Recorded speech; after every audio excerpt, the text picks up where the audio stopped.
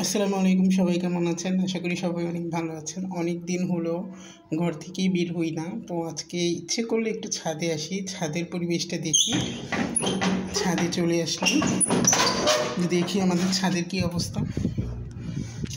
ও মিষ্টি একটা বাতাস গায়ে ধরা দিল।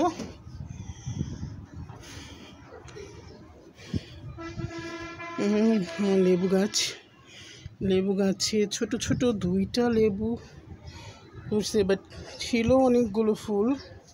না, এখানে আরেকটা লেবু আছে, এখানে একটা লেবু আছে, আরও হওয়ার কথা ছিল।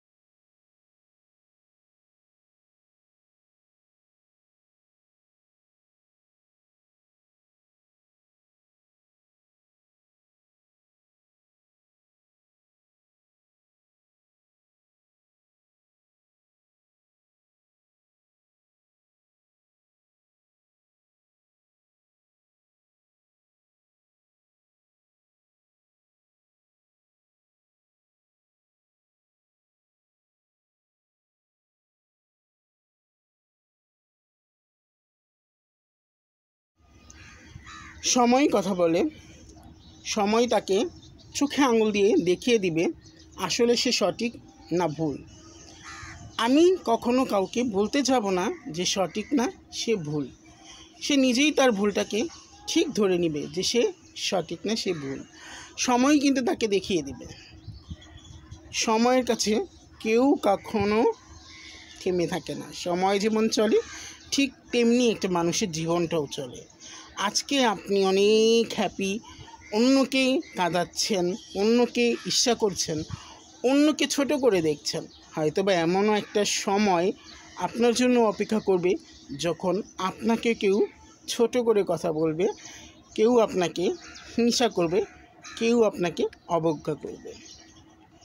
আপনি নিজেকে টাকার অহংকারী মনে করতে পারেন। অনেক টাকা আছে আপনার হয়তোবা, সেই টাকার অহংকারে আপনি নিজেকে প্রতিষ্ঠিত মনে করছেন। কিন্তু একবার চিন্তা করবেন, আপনি প্রতিষ্ঠিত মানুষটা কিন্তু একদিন সেই মাটিতেই যাবেন, আর সেই মাটিতে ওই অপ্রতিষ্ঠিত মানুষগুলোর সাথেই আপনাকে বসবাস করতে হবে। অহংকার না, টাকার অহংকার করবেন না। আজ আছে কাল নাও থাকতে পারে। আল্লাহ কখন কার কী করে সেটা কিন্তু কেউ বলতে পারে না। সেটা কিন্তু সময় ঠিক দেখিয়ে দেয়। আজকে আপনি টাকার অহংকারে যাদেরকে অবহেলা করছেন, যাদেরকে নিচু করে দেখছেন, সেটা কিন্তু আপনার মনে রাখতে হবে সেই টাকাটা কিন্তু আপনার চিরস্থায়ী নয়। হ্যাঁ, আপনার সন্তানে থাকবে, আপনি তো থাকবে না, আপনি তো মরবেন একদিন, মাটির নিচে যাবেন। কোথায় পাবেন টাকা যে আমাকে আলিশান একটা রুম তৈরি করে দাও মাটির নিচে? থাকবে না, সেটা থাকবে না। মানুষকে মানুষ বলে গণ্য করা শিখুন।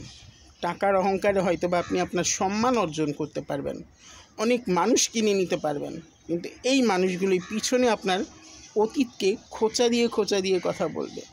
একবার অতীতকেও স্মরণ করবেন যে আপনি অতীতে কী ছিলেন, আপনার অতীতটা কেমন ছিল, আপনার অতীতে কোন মানুষগুলো আপনার সাহায্যে ছিল, আপনার অতীতে কোন মানুষগুলো আপনার জীবনটাকে গড়ে তোলার জন্য দাঁড়িয়েছিল। সব কিছু ভুলে যাবেন না, সব কিছু ভুলে যাবেন না। মানুষ সামনে বলে না, পিছনে বলে। আপনার টাকার অহংকারে আপনি মানুষকে ভয় দেখিয়ে রাখতে পারবেন, আপনি সামনে আপনার প্রশংসা করাতে পারবেন, কিন্তু পিছনে আপনার কটু কথা তারা বলবে। কারণ যদি আপনি অতীতকে ভুলে বর্তমানে অহংকারী হয়ে থাকেন, লোভী হয়ে থাকেন, মানুষকে ছোট মন মানসিকতায় দেখার মানুষ হয়ে থাকেন, অবশ্যই সেই দিন আপনার জন্য অপেক্ষা করবে। আগে থেকেই সাবধান হয়ে যান, ভালো হয়ে যান। সবাইকে ভালো চোখে দেখি, সম্মানের চোখে দেখি, সবাইকে রেসপেক্ট করি। একটা মানুষ আরেকটা মানুষকে মানুষের মতো করেই দেখি। এটাই হচ্ছে আমাদের শিক্ষা। সবাই ভালো থাকবেন। মাঝে মাঝে আমার মা না একটা কথা বলে, আমার মা বলে মোল্লার দূর মসজিদ পর্যন্ত। ঠিকই কথা বলছে। মোল্লার দূর মসজিদ পর্যন্ত বলতে মানে একটা হুজুর কিন্তু সে মসজিদ পর্যন্তই সীমাবদ্ধ থাকে। মসজিদে যায়, নামাজ পড়ে আসে, আসে নামাজ পড়ে, তার এর থেকে বাইরে যাওয়ার মতো সুযোগটা খুব কম হয়। যে ঠিক তেমনি আমি আমার ঘর থেকে আমার বাড়ির ছাদ পর্যন্ত, এটা হচ্ছে আমার সীমাবদ্ধ এরিয়া। এর বাইরে আমার যাওয়া হয় না, যাওয়ার সুযোগও হয় না, সুযোগ করতেও পারি না। কারণ আমার সেই সময়টা এখন আর নেই, যে সময়টা আমি কাটিয়ে এসেছি, আর সেই সময়টা আমার কখনো হবে কি না সেটাও জানি না। মাঝে মাঝে ব্যাখ্যা দিয়ে অনেক কথাই বলতে ইচ্ছে করে, কিন্তু বলতে ভয় পাই। কারণ ব্যাখ্যা দিয়ে যখন কথা বলবো তখন কিছু মানুষ নাক বাড়িয়ে বলবে আমাদেরকে উদ্দেশ্য করে বলেছে, উনি বলবেন আমাকে উদ্দেশ্য করে বলেছে, কিন্তু কেউ সঠিকটা ধরতে পারবে না যে আসলে আমি কাকে নিয়ে ব্যাখ্যা করে বলছি। আর যেই মানুষটাকে নিয়ে ব্যাখ্যা করে কথা বলবো সেই মানুষটা ব্যাখ্যার যোগ্য বলেই কথাটা বলবো, কিন্তু কিছু মানুষ নিজেকেই জড়িয়ে নিতে চাইবে, তাই ব্যাখ্যা করে বলতে চাই না। তবে কিছু মানুষের ব্যাখ্যা না করলেও হয় না, তবুও করি না, নিজের মধ্যেই রাখি।